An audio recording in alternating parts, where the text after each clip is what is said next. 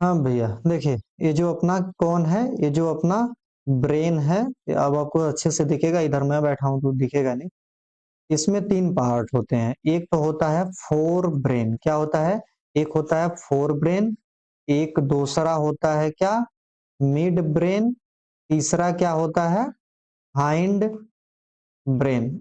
Just second, मैं यार एक मिनट, मैं इसको आपको अच्छे से समझाता हूँ।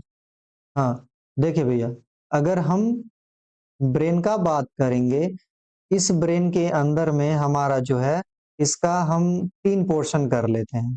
ठीक, एक तो होता है फोर ब्रेन, दूसरा होता है क्या, मिड ब्रेन, तीसरा होता है कौन, ए हाइंड ब्रेन। ठीक, तो फोर ब्रेन, मिड ब्रेन और हाइंड ब्रेन, एक ब्रेन के तीन पार्ट हो गए, मतलब आगे वाला ब्रेन, पीछे वाला ब्रेन और बीच वाला ब्रेन। समझ में आ गए, कॉमन लैंग्वेज में हमने समझा दिया। तो देखिए भैया, ये fore brain, mid brain, hind brain, ये तो तीन पार्ट हो गए, बचपन से सबको पता है। तो फोर ब्रेन के क्या क्या पार्ट हैं, तो फोर ब्रेन के जो पार्ट हैं, तीन पार्ट होते हैं। एक जो होता है, इसको बोलते हैं हम सेरिब्रम, क्या बोलते हैं, सेरिब्रम। दूसरा जो फोर ब्रेन का पार्ट है, इसको बोलते हैं हम थैलेमस, क्या बोलते हैं, थैलेमस। तीसरा जो ब्रेन का पार्ट है, इसको क्या बोलते हैं, हाइपोथैलेमस। ठीक, उसके बाद देखिए, उसके बाद है मिड ब्रेन। मिड ब्रेन में ज्यादा नहीं पढ़ना होता है। मिड ब्रेन क्या करता है, ये जो फोर ब्रेन है और ये जो हाइंड ब्रेन है, इन दोनों ब्रेन को आपस में जोड़ने का काम कौन करता है, तो मिड ब्रेन करता है। तो जोड़ता किसके किसके मदद से है, तो हम वो देख रहे हैं।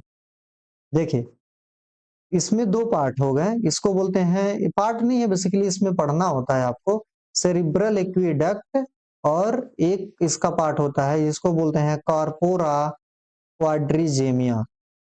ठीक है क्या, सेरिब्रल एक्विडक्ट और दूसरा कॉर्पोरा क्वाड्रिजेमिया, तो हमको इसके बारे में पढ़ना है। उसके बाद देखिए भैया, हिंड ब्रेन, तो हिंड ब्रेन में हमको पढ़ना होता है सेरिबेलम, क्या हो गया, सेरिबेलम। उसके बाद क्या पढ़ना होता है, पोन्स के बारे में। उसके बाद में पढ़ना होता है मेडुला के बारे में, किसके बारे में, मेडुला के बारे में। तो देखिए, ये जो फोर ब्रेन है, यहाँ पे हमने क्या लिखा है, सेरिब्रम लिखा है, समझ में आया क्या, सेरिब्रम है। और यहाँ पे क्या है, सेरिबेलम है। तो इससे कंफ्यूज नहीं होना है। ये जो सेरिब्रम है, ये फोर ब्रेन का पार्ट होता है, और ये जो सेरिबेलम होता है, ये हाइंड ब्रेन का पार्ट होता है। अरे समझ में आया क्या, फोर ब्रेन, मिड ब्रेन और हाइंड ब्रेन। तो हाइंड ब्रेन का पार्ट है सेरिबेलम, फोर ब्रेन का पार्ट है सेरिब्रम। उसके बाद कौन है, थैलेमस, हाइपोथैलेमस। चलिए एक एक लाइन इसके बारे में देखते हैं, फिर हम पूरा पीडीएफ से अपने पढ़ लेंगे। तो फोर ब्रेन जो है, ये आगे का पार्ट है, आपको समझ में आ गया। तो इसके तीन पार्ट हो गए, ये सेरिब्रम, थैलेमस और हाइपोथैलेमस। ठीक है क्या, देखो भैया, सेरिब्रम जो होता है, ये हमारे ब्रेन का सबसे मेन पार्ट होता है, समझ में आया। सेरिब्रम क्या होता है, ये जो सेरिब्रम है, ये हमारे ब्रेन का सबसे मेन पार्ट अगर कुछ होता है तो ये सेरिब्रम होता है। ठीक है ना, जिसको हम बोलते हैं ना दिमाग, दिमाग सेरिब्रम को ही बोलते हैं बेटा, समझा क्या, सेरिब्रम को दिमाग बोलते हैं। ठीक, तो मतलब दिमाग कहने से मतलब ये हुआ कि मेमोरी, इंटेलिजेंस, ये सब किसकी वजह से आता है, तो इसी सेरिब्रम जो होता है, हमारी थिंकिंग, मेमोरी, इमोशन, इन सब चीज, एंगर, ग्रीफ, ये सब के लिए ये सेरिब्रम हमारा रिस्पॉन्सिबल होता है। ठीक, थैलेमस, थैलेमस को आगे चल के आप पढ़ेंगे, इसको रिले सेंटर बोलते हैं। इसके बारे में आपको ज्यादा कुछ नहीं पढ़ना है, बस थैलेमस के बारे में आप एक लाइन पढ़ लीजिए, रिले सेंटर इंफॉर्मेशन प्रोसेसिंग में कुछ हेल्प करेगा, बस इतना पढ़ लीजिए आप। इसको हम बोलते हैं रिले सेंटर, समझा, रिले सेंटर बोलते हैं। उसके बाद ये जो हमारा हाइपोथैलेमस है, ये हाइपोथैलेमस काफी इंपॉर्टेंट पार्ट होता है। ठीक, क्योंकि जो हमारा एंडोक्राइन का पोर्शन है ना भैया, ये जो हमारा हार्मोनल जो भी मैकेनिज्म है, जो एंडोक्राइन वाला पोर्शन है, इसको ये जो हमारा हाइपोथैलेमस है, ये बहुत हद तक कंट्रोल करता है। ठीक, हाइपोथैलेमस हमारे थर्स्ट को कंट्रोल करता है, हाइपोथैलेमस हमारे हंगर को कंट्रोल करता है, एक्सेट्रा एक्सेट्रा, हमारी भूख प्यास, ठीक है ना, हमारी बॉडी की जो नॉर्मल रिदम है, मेंस्ट्रुअल साइकिल है, इन सब को कंट्रोल करने का काम किसको दिया गया है, हाइपोथैलेमस को दिया गया है। देखिए भैया, उसके बाद ये जो फोर ब्रेन है और ये जो हाइंड ब्रेन है, ये दोनों आपस में एक दूसरे से मिलजुल करके, एक दूसरे से कोऑर्डिनेट हो करके, एक दूसरे के साथ मिलजुल करके काम करते हैं। कौन कौन? तो फोर ब्रेन और हाइंड ब्रेन, हमारी बॉडी का फोर ब्रेन और हाइंड ब्रेन, आगे वाला भाग और पीछे वाला भाग। तो बच कौन गया? मिड ब्रेन, समझा?